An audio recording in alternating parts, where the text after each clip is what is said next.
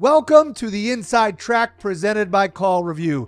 NADA 2025 is in the books, and we hosted a live podcast session on the state of AI with our partners from iWISH and PAM, which is what you're about to hear. It's a wide-ranging conversation on all things AI, but certainly coming from the point of view of the automotive industry. I hope you enjoy it, and if you do, please consider liking or subscribing, whether on your podcast app or YouTube. All right, let's get on to the track. Ladies and gentlemen, welcome to NADA 2025, and we are coming at you with a special edition AI roundtable from the CallRevu booth. I'm very excited to be joined by both our iWISH team and our PAM team. They have decided to gracefully join us and talk about the state of AI, what they see the future of AI is going to be, not just in the automotive industry, but in general across the board, right? Very excited. Gentlemen, welcome. Thanks for having to us. NADA 2025. I'm super excited to be hosting this panel. It wasn't originally me. It was going to be Jeff D. Pascal, but he had roofing issues. So we'll leave it at that. Yeah. We're going to throw that in. We love you, Jeff. Thank you for giving me this opportunity to host. Very excited about it. So I'm going to go down the panel. We have Chinmay from iWISH. We have Sammy and Abdullah from PAM. And then over there, last but not least, the indomitable Apollo Otika, which I know from a former life. We've been friends and colleagues now for a couple of years, which has been great. So, gentlemen, we're going to start this. It's going to be really quick, really simple. I'm just going to fire off some roundtable things, and we're going to go from there. So we all know that AI is here. It's a huge theme of the event. We can look out and we see AI across the sea of booths. Everybody's using it, right? I think we're all in agreement that AI is not something that is a nice to have anymore. It's now table stakes, right? And it's really a matter of how you innovate and you layer AI on top of what you're doing inside your dealership or your business and how you're going to use it. So what recent AI-driven innovations do you think or can or are currently making significant impacts? Let's start with the automotive industry, and then we can broaden the topic and broaden the conversation as we go. We're just going to go. I think it's going to be this is a really exciting time. I think we're going to see problems be solved that we didn't think were solvable. I think we're going to see scale that was not even possible before. Yep. And I think that's going to create disruption, and it's going to create opportunity, and it's going to elevate the customer experience in more ways than we can even conceive today. So I am really excited. I'm so bullish and so driven right now that we are about to see unprecedented change. Yeah. And I can't even begin to imagine what it's going to mean in day to day. All I know is that it's going to help people, customers, our dealer partners do way more than they thought was even possible. Yeah, absolutely. Sammy, Abdullah? Yeah, I mean, I guess from the perspective that I'm seeing in the market is when AI comes out or a new model comes out or some new capability comes out, people are talking about AI as its own thing, right? This AI thing and what can it do? And it's very mysterious, and it's almost like so hard to rationalize because its capability is so great. Its capability is so wide and so deep. How do you make sense of it? I think really the right way to think about it is it's human level intelligence, right? And as humans are intelligent enough to be able to do anything within an operation, the AI should have the capability to do anything within that operation. Yeah. Right? And so you will find over the course of several years, not just in automotive, but in any other industry, people leveraging and augmenting their staff, whether it's at the receptionist level, whether it's at the back office level, whether it's at the executive level. Sure. Everyone will be leveraging AI to some, in some way, in some fashion. And slowly you'll see the AI will begin to replicate the same output that individual would be able to do. Not just that, but it can do the output of tens of people and dozens of people. And as time goes on, you will see at some point the replacement and the displacement of people. Yeah. That's going to happen. It's almost inevitable. We see it already happening for some of the more medial, mundane sorts of tasks, right? Like answering calls, for example. But how we adjust from there and kind of fashion ourselves as becoming these architects of this future, we can now start to think of the higher leverage human touch types of areas where we can now redirect our staff, redirect our labor focus into those areas where now you can focus more on the more interesting parts of the customer's life and their story, right? So it's not so much the AI is telling me a customer wants to buy a car. Instead, the AI is telling me, hey, you should know they're buying a car for their daughter to go to college. And that customer is thinking about how she's going to be safe and will the car keep her safe on the road. Absolutely. So go connect with them on that point. Yep. And that's where the human touch is going to Yeah, come. that's cool. Sammy? Yeah, I think to Abdullah's point, the where we are today is super exciting. I kind of want to maybe take a chance to go a little bit backwards and say, how did we get here? I think with AI, a lot of these core ideas has been around from like the 1940s and 60s, Sure. right? Yeah. The paper on neural networks, I think, was first published around the 60s. And then you get to this point in early 2000s where you started to leverage a lot of compute in order to then unlock these networks, right? And then you had the last generation of AI, where it was like decision trees and how do I, Yeah. you know, map a conversation. But obviously this is impossible. There's no conversation that can be mapped Right. into a tree, right? Our experience is so diverse and so full of potential and possibility. And then basically you can say ChatGPT happens. And then after that, you get into this human level styled AI that can have all the conversations in the world, that can go deep with its intelligence into your Yep. systems as a dealer and be able to then perform just like a human would, right? And we really do fashion Pam as a human level agent. If you were to hire someone off the street, well, you can pretty much do the exact same thing by just training Pam in a minimal way, Yeah. and we make it really easy. Yeah. So that's the potential of AI today. Great. Yeah, I mean, I started to work with especially these LLMs a little bit early on, like 2021. What I am most amazed is how the technology is moving. So GPT-2 was, it would not even work. I mean, it was so unreliable. Sure. 3 made some improvement, but where it clicked is 3.5. Mhm. And since then, it is like one improvement after other Yep. improvement, after other improvement.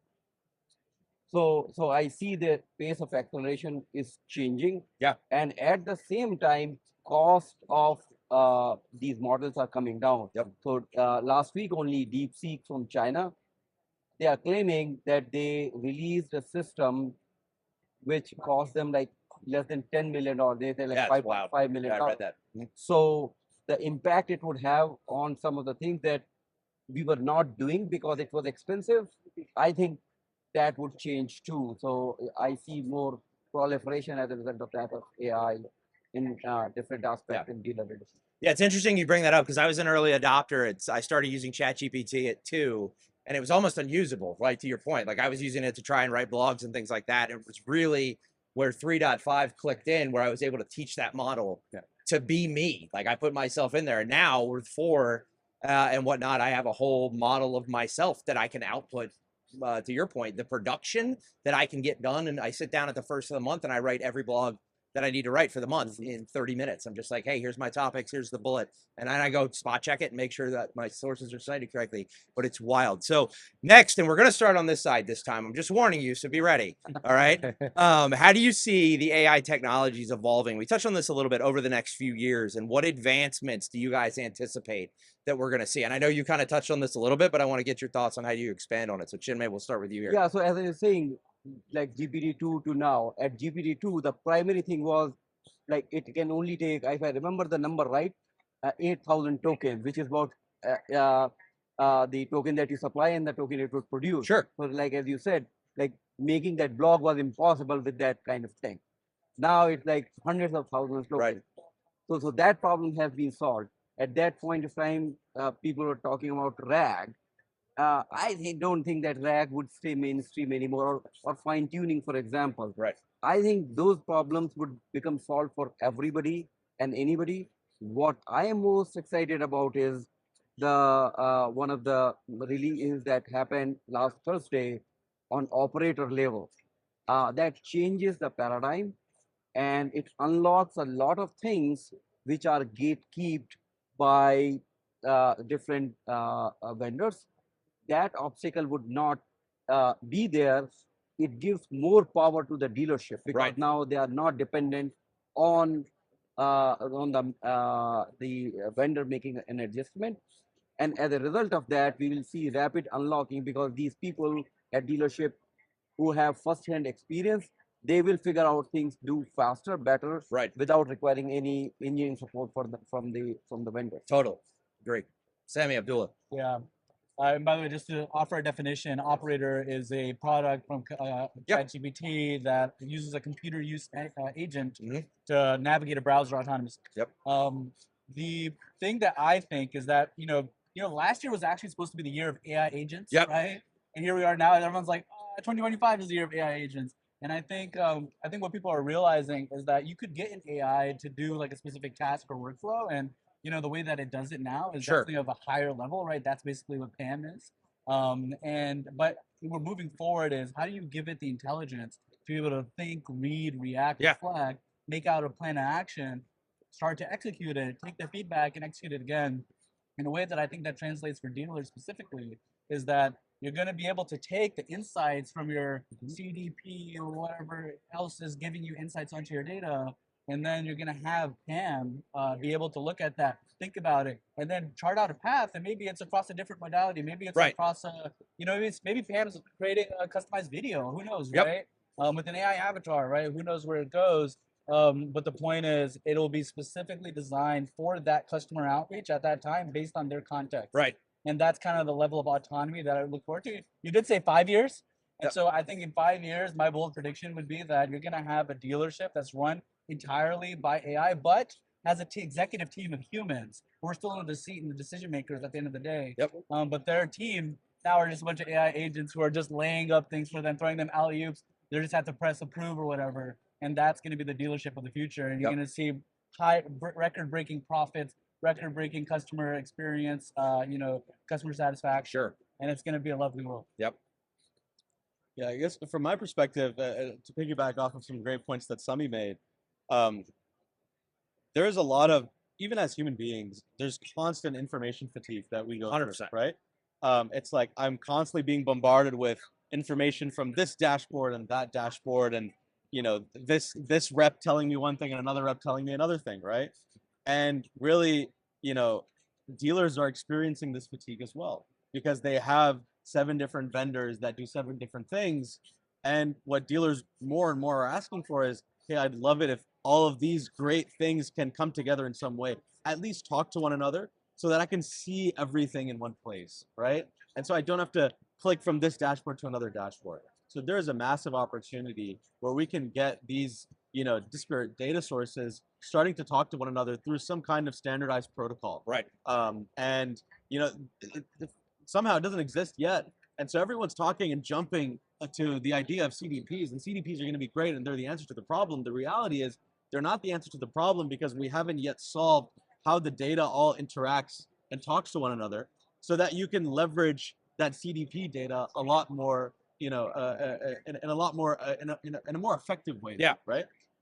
And not even just that, right? To the earlier point, which is once I have this data in front of me, it's not going to force me to, make a decision, right? It's not going to tell me what to do. You could lead the horse to the water, but you can't force it to drink, right? And so to make it as simple as possible for as busy as dealerships are, for as busy as people in automotive are, we're constantly dealing with customers, staff, everything. And as, the dealership, the showroom transforms into a more AI native showroom, you're going to see AI basically telling the dealer what to do in every situation, right? On the sales side, on the fixed ops side, on the parts side, the AI could be handling back office tasks like ordering a part for you because it anticipates that people will be asking for this part this week, right? It's just those things that you wouldn't even think of that seem so mundane, but will, vastly, significantly affect just the overall operation of how seamless everything operates. Love that. Apollo, take us home. Awesome, some great stuff there. And just to just continue on some of these thoughts, I think again, to this interesting time. So if you think about how we're using tooling today, how we're using software and technology today, what does it mean? Well, the user still does a lot of work. So if you think about the equation between what is the user doing, sales agent, service agent, how are they using 1, 2, 3, many platforms as Abdullah just shared to try and create information and also extract information to run their day-to-day.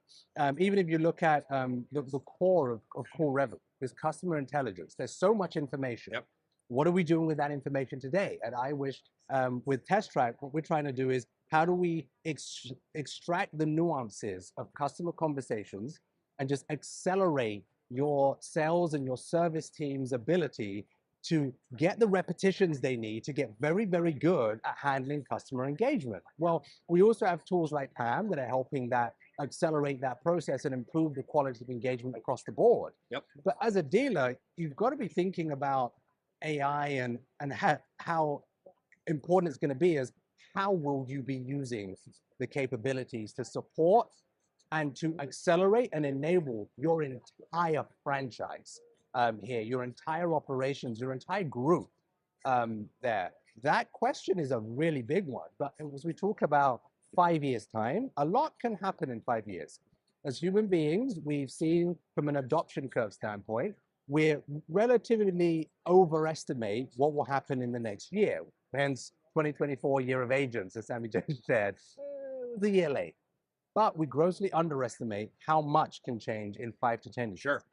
So when we start thinking about, okay, well, what does 5 to 10 years look like for a dealership? Well, that's a completely different question. Because I think AI is going to have a personal role. It's going to have a professional role that might be a little bit different.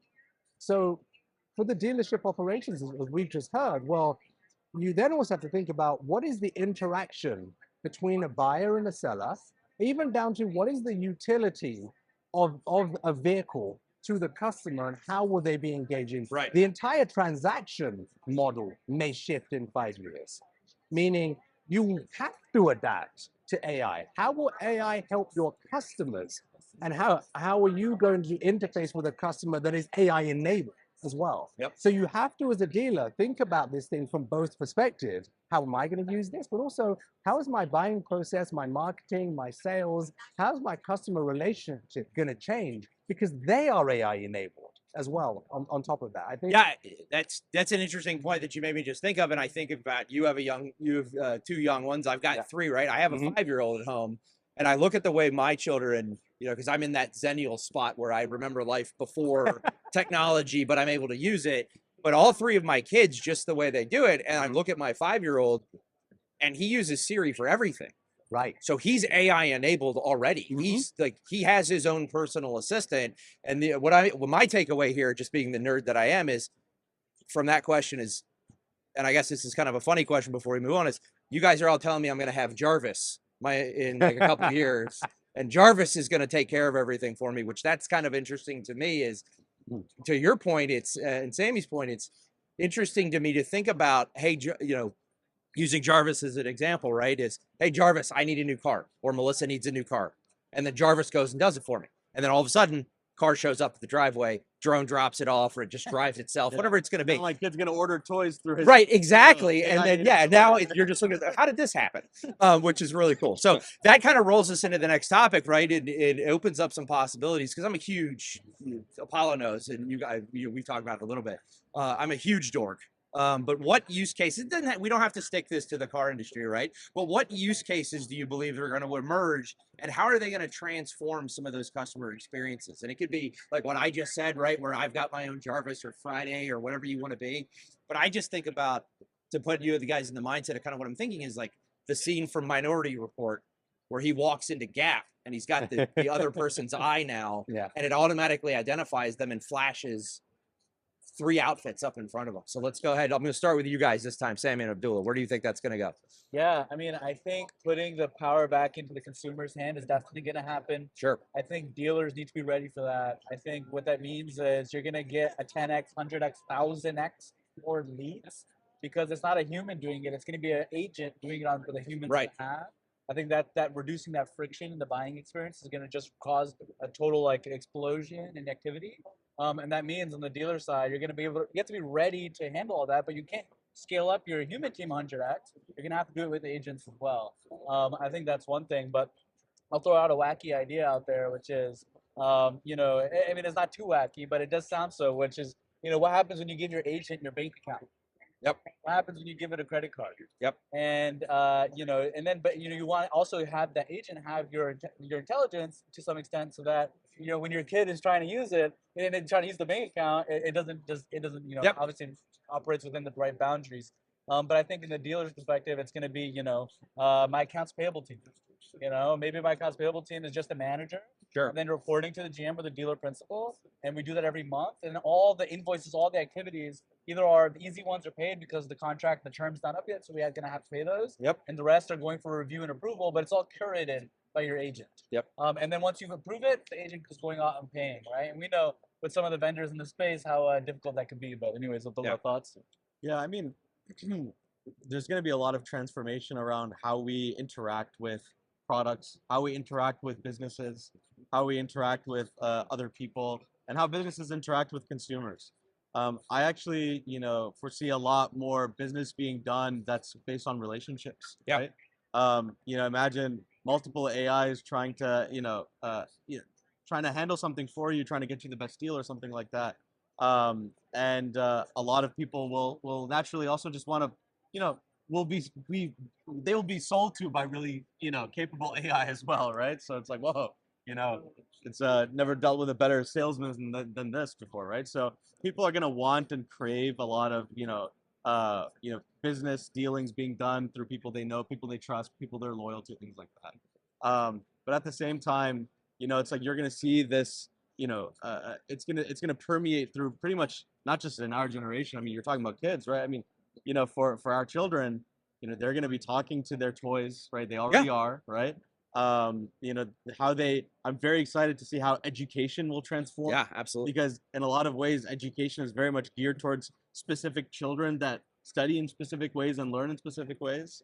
I'm very excited to see the multimodal aspect of AI and being able to help children visualize complicated concepts so that we can accelerate learning and, get them on a path towards, benefiting society faster, right? And have them doing things that they can enjoy as well. So not just in automotive, but you're going to see a lot more businesses that are trying to leverage, different types of AI in every part of the business. And so I think what we'll end up seeing is, and how we adjust to that world, that new vision is really the big question, right? There's going to be a lot of people that are willing and ready to embrace it. There's the architects of that future like us that are kind of ushering it further and faster and accelerating towards it. And then there's people that don't want that future at all, and it's scary. And so there needs to be a good amount of conversation and knowledge sharing happening.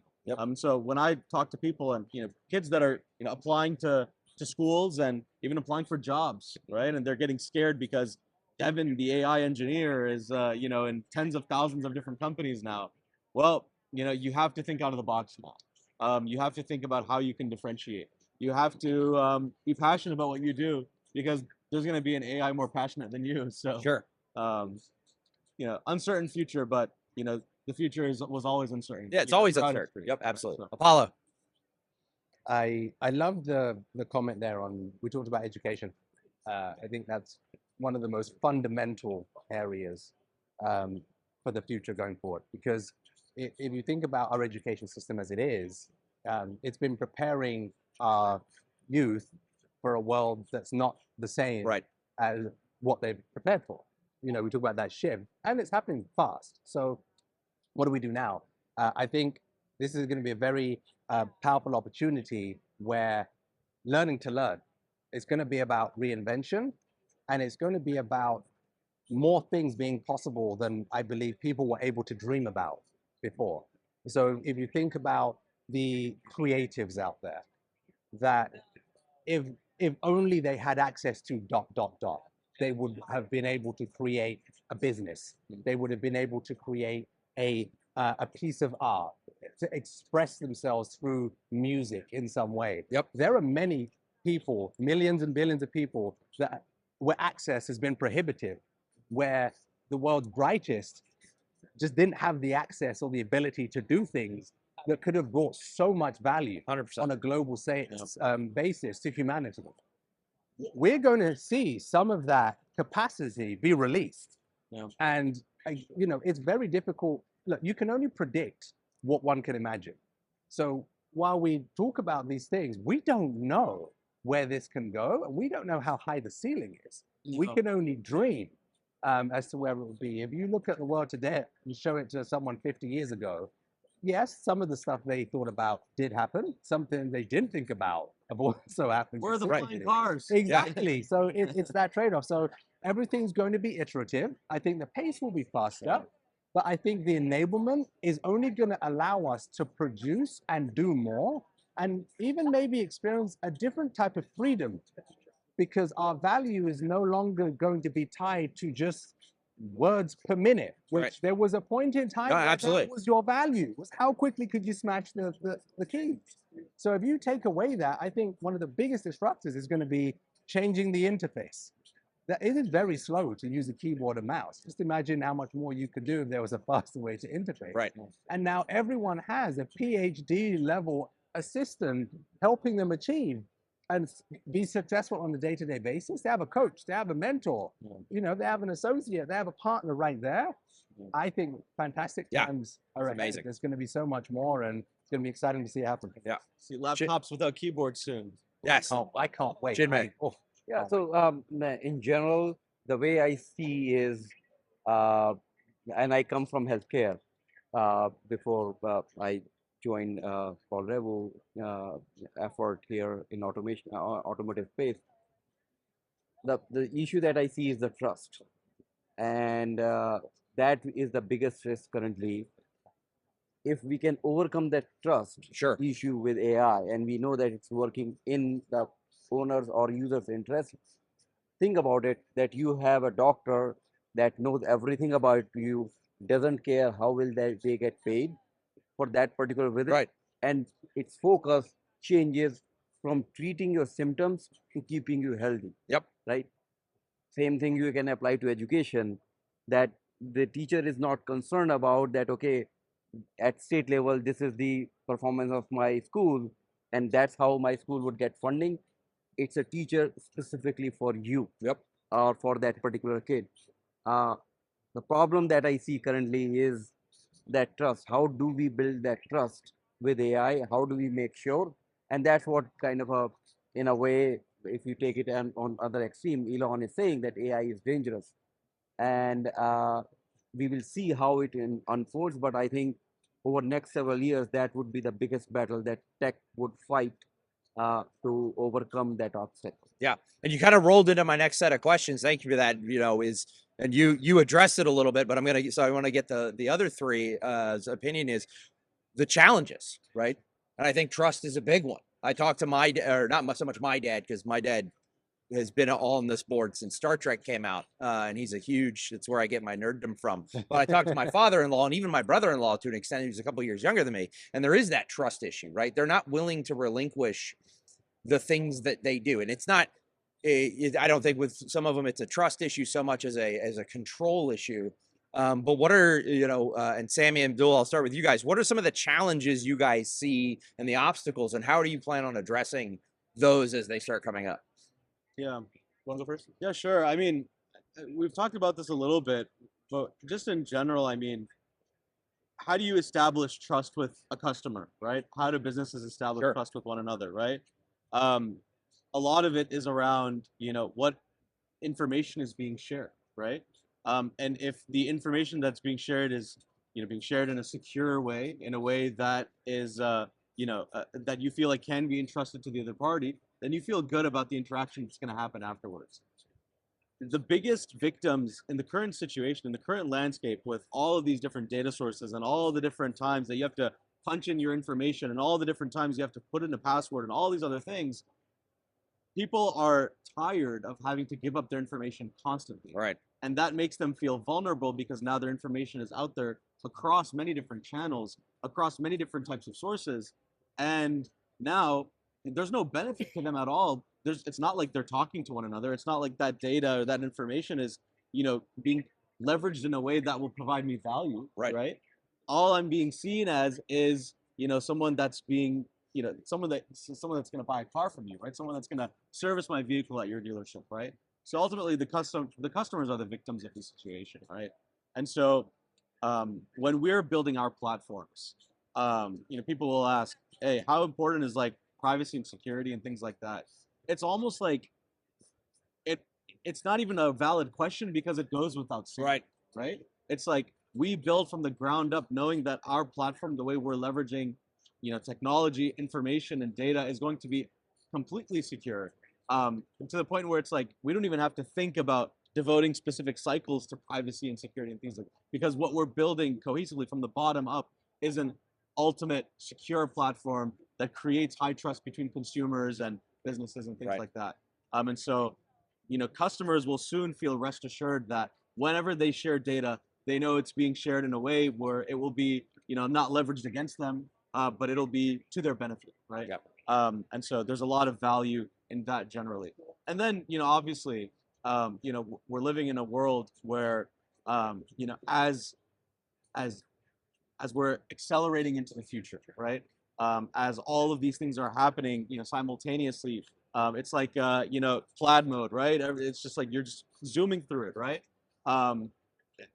A lot of these concepts are just going to become extremely boring. Yeah. Right. One person that I'm friends with, he has like a personal mission of traveling to space. Like I would love for traveling to space to be a boring activity. Right. Right. And so, we talk about all these problems around these things, but I think we're very much at a point now where these things will be solved very soon. Yep. Agreed. People will feel very comfortable about how they engage in business, how they buy from other businesses, things like that, how their information is being leveraged and shared and things like that as well. And soon we'll be able to get to like the big problems, right? It's like multiplanetary species, right? Getting to like how do you solve like climate change in the ecosystem and things like that. And so those are like the big exciting problems that we need to devote like a lot of human capital towards. And so, Right. On the topic Oh, of, sorry. Go Go ahead. ahead. Can I mention? Yeah, Sorry, yeah, sorry. yeah. On the topic of trust, I think there's just two trends to look at. One is macro and one's micro, Sure. right? So on the macro level, I think people's how used to they are talking with an AI, right? If you look at the trend of ChatGPT adoption, even we're still really on the early part of the trend, right? And not a lot of people are used to talking to their AI. But what we've seen at some of our dealers is that if they had an older generation of AI previously, then their customer base kind of got trained on it, right? They're kind of used to playing ball with an AI, right? Even if it's not as good as what Cam was. And then when they talk to Cam, we find that they actually are really cool with talking with the AI. They have no problem. They know it's an AI. They're saying thank you and the pleasantries and everything else throughout the conversation. And that really helps. Okay, so generally there's a trend of people just getting more and more used to AI. We're seeing it everywhere. It's going to happen. On the micro level, it's, well, how do you develop trust as people, right? You look each other in the eye, you say your name, shake hands, right? You embrace. And first, it's basically personalization. Yeah. And so what we notice as well in the data is that for customers who get their information to Pam quickly, meaning Pam is able to then start addressing them with their first name, they convert at much higher levels. Yeah, absolutely. And for customers where the conversions are lacking, it's usually because Pam just doesn't get that level of personalization. Yeah, great example. I think on the trust and risk side, there's going to be some interesting dynamics across the board, I think, here, because not to repeat anything already shared, but I think if I just distill dealer level, and maybe we'll talk about some other things later, then I think you've got to look at there's two sides of this. Okay, there is what you are doing, and then there's how others are using it. So the trust risk equation has to go both ways to address you plus the rest of the world or others. How will this technology and tooling ability be used? And some of it is going to be infrastructure level, which is where the big players, partners, you hear of Google, Gemini, you hear of OpenAI, Anthropic. There's an element of what needs to happen at that level. And then there's going to be the layer on top, which is what we as partners, as dealers, as customers, as users, what we do with that tooling and how we deploy those technologies. There's always going to be a risk because of the speed and the capability of the technology enable so much. So you just have to accept there is no system out there that is 100% unbreakable or foolproof. And that's not an AI issue. That's an everything issue. We all are dealing with that today. Your credit card isn't as secure as you want it to be. The keys on your car isn't as secure as you want it to be. That's just life. Everything we do is a risk-reward trade-off at the end of the day. So focusing a little bit on that, then you also have to think about risk in terms of not using this capability, not deploying it, not adopting it. Because if we just stop right now, well, does everyone in the world stop? Well, you could argue the risk of not going forward might be bigger than the risk of going forward. Because what happens when other countries maybe create this technology and they then advance faster than we do? Right. What happens if you do not do anything over the next few years, but your competitors do? What advantage does that give them over you, and how will that translate over time? And this then boils down to this trust model. We talk about the role of of people in the equation. And if this technology would allow competitors or new entrants into your market to accelerate and compete with you in ways they could never before, because the barrier of entry has come down, now what? How are you going to mitigate that risk of them coming in there? And this all boils down to, how will you as a dealer differentiate? How will you as a professional differentiate? Right. That question needs to be addressed, because that is part of the trust equation. How do you differentiate? Because if everyone looks the same and sounds the same, you have to then find a different method to differentiate yourselves. And I think that's where that trust piece is really going to come from. And we heard earlier about elevating the role of the people in the entity to transact in certain ways, because they are going to be very quickly super highly informed buyers out there that will challenge you on your trust. Your reputation and your loyalty is going to matter more than it ever has before. Yeah, I totally agree. And we're starting to see that a lot in our data, right? Is when we talk about trust and the things that we see. We put out a piece a little bit ago about the selective buyer, right? And how we all know we have more information at our fingertips than any time in the history. And just my wife now can go to a dealership and she buys all our cars. I don't have anything to do with it. If you guys don't know who Katie Mayers is, go look her up. She does a great presentation on that. But you know, and she goes in and the last time I just sat there until it was time to sign the paperwork, but she negotiated the whole deal and she was challenging the sales guy. And I just finally looked at the dude and said, "You're not equipped for her, man. Go get somebody who knows more," because she knows. And that's a great point. But to your point, I find it interesting what you said about knowing the AI and stuff like that. Every one of my ChatGPT or Grok or Claude conversations now start with, because I've used it so much, is, "Hey, ChatGPT, how are you today?" Like every single one of them, I find myself interacting with the AI now at that level. Like I have a relationship with this thing, and it's wild to think about. Okay, so we're getting to the end of the time here, and we talked a little bit about this a minute ago, and I mentioned mine is Jarvis, and that to get to that level. And I think about not just AI, but the trends that are coming up. And I'm a huge gamer. I've shared that sentiment with all of you guys. And I think about the way VR is changing and AR is changing. And I sat down when Santa Claus brought my son a Quest 3 for Christmas, and the first thing I did when he went to bed was watch Dune on an IMAX in my living room, just because I could. And the way that the augmented reality brought down the lights of the room, and even though the sun was out, it was still it was like 7 o'clock at night, and I knew it was late outside, but I felt like I was sitting in a movie theater. What really cool thing, and this can be completely off the cuff, not grounded in reality, but what cool trends are you really excited about, going to space and thinking about that? Mine's Jarvis, right? I cannot wait to sit down in my office or wake up in the morning and say, "Hey, Jarvis," or whatever I name it, Conan, what I got on the docket today, and it just lays everything out for me, and then I just have to do that. So Chinmay, we'll start with you. I think I think about it a lot from entertainment perspective. Sure. So initially there were big studios, and then now YouTube came, and then Netflix and Hulu and those kind of platform came, and from there we saw Instagram and TikTok, which are like very small kind of clips.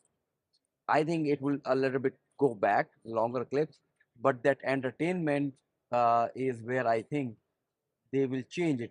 If you can imagine, like there are a lot of Netflix shows which have a lot of violence. Otherwise, you like the show, but just the level of violence they are showing, a lot of people are not comfortable. They don't feel like watching. Now imagine it can adjust to that level. Or even there are other, like South Park, for example. South Park is funny like anything. Yeah. However, is it appropriate for kids? Sure. That's the question you ask. But filming the whole show so that it's appropriate for all audience is difficult. And what can happen with this AI is that entertainment, the good part, everybody would be able to use, and but you can adjust it to your uh, age level. There are different countries; they have different kind of restrictions. Without kind of spending a whole lot of money. So I think that's where I am looking at that entertainment would totally change from whatever we think Netflix and TikTok is the best, Yeah. to something more personalized. Sure. Yeah, that's a good point. I'm waiting for the holodeck. That's what I'm waiting for. I'm waiting to be able to walk into a room and say, I want to play Call of Duty. There we go. We got it. All right, Sammy, let's go to you. Yeah, well, my personal like biggest passion is like AR, VR. But Sure. I think we've already had a couple of those comments, so I'll take it in a different direction, which is, I think there's a trend that's happening that is already, that's already here really, if you really know where to look for it, which is the idea that, if I wanted to look for a certain product or application, I would, I'd Google it, I'd go through a list of stuff, and it takes me some time. I'll try. Now we're getting to a point where you can, instead of doing that, you can literally just tell the AI coding agent what it is you're looking for, and it will build it Yep. faster than you could search for it Yep. yourself. Right? This is an insane leap forward in the ability for AI to code. And I'll give you an example. My friend enjoys the game Wordle. And he's like, I want to play in a different language. I want the Arabic word Wordle. Okay. And then literally in 8 minutes, the agent put the game together for him. It's wild. It took him hours Yep. to figure it out, even to find one. And then if he did find one, would it really be the way that he wanted it? And it's really powerful. And I think now you're going to have the citizen developer, right? The folks at Replit have coined this term. And you're going to have people who, even kids. Kids are just going to be able to talk to things. You can talk, you can create an app, and you can be able to program. Yeah, it's unbelievable. And, to take it all the way down to the level of the dealer, I think it's that that is super exciting, because now you should have higher demands of your vendors. Your vendors should be able to customize features out to the level of your specific dealership, maybe for the specific customer. And you should expect that they do that, because writing code is becoming pretty cheap. Yeah, that's awesome. Well, you didn't add the last part at the end of the story, which was it was easier to build it. It took less time to build it than it did to solve the actual Wordle. Right. I'm very passionate about robotics. And when I was a kid, I wanted to be a robotics engineer. I just wanted to build robots and things like that. Of course, that was amongst a lot of other things that I wanted to do as well. But at one point in first grade, and then later again in fourth grade, I remember giving presentations about how I wanted to be a robotics engineer. So I think there's a lot of opportunity in AI-enabled robots that are taking on these humanoid forms, 100%. that are not just working in factories and things like that, but are also at home and doing dishes and cooking for you and handling all those things that just cause you a lot of stress. Yep. And that's obviously very exciting. I'm interested in seeing, with natural disasters happening across the globe, with fires like we see in the Palisades, and hope people are safe, and hopefully we can get them to a point where they can have a home again, basically. But imagine if we were at a point where we could build a home in a week, right? Material science has to evolve a little bit. Robotics has to evolve a little bit in order to do that. But we can become more resilient as a species against these, disasters. Sure. And also the prevention of these disasters too, right? If you could just have drones and robots just fighting these fires so that we don't have to put human lives at risk. I'm really interested to see how we can begin to accelerate and enable ourselves so that we can preserve human life. Yeah. And whether we solve the problem of dying, right? I think it's disease and other things that just cause us a lot of pain. I would love my vision for the world. I would love to see the world just in a state of healing and peace, where people can actually just know one another. Yeah. Right? I love and that. in knowing one another, understanding their backgrounds and their experiences and their languages and whatever, and just communicating at a human level and just going past the screens. I want the world to get smaller. Yep. Awesome. Yeah. Take us home, Apollo. I will. So there's a part of what you said, actually, I think resonates as well, which is the so many issues are the result of communication problems. And I think if we can elevate our ability to communicate and reach understanding, as we just heard, familiarity, commonality, I think you end up on an exponential curve of what is possible as a result of that. I also think that the time value equation we're all familiar with is changing. And I think we should all be thinking about what do we want to do with our time? Because what's going to be possible is increasing the different options, flexibility. So what is possible, even achievable in a lifetime, is increasing. Yep. And at the flip side of that, we look at the delaying death, if you will, the medical science innovations that are happening. One's lifetime is also increasing. Sure. So when you have two exponentials, you have just, it is very hard to try and quantify what is possible Right. and will be possible in one's life going forward with those two circumstances both playing out and accelerating on parabolic curves. It's going to be very interesting to see what happens with that. So I think it is going to take things back a little bit to soul searching and going inside and really learning about who are you? Yeah. What gives you joy? You know, what is the purpose that you want to pursue? Because it's possible now. The old roadblocks won't necessarily be there in the ways that they were. And will you work? Probably yes. But how you will work, how you interface, how you provide value to society is going to evolve. Right. And I think that changes everything about the entire equation of life, of society, of relationships, of these partnerships, especially as we hear us becoming interplanetary species. Yep. Love it. So much to come.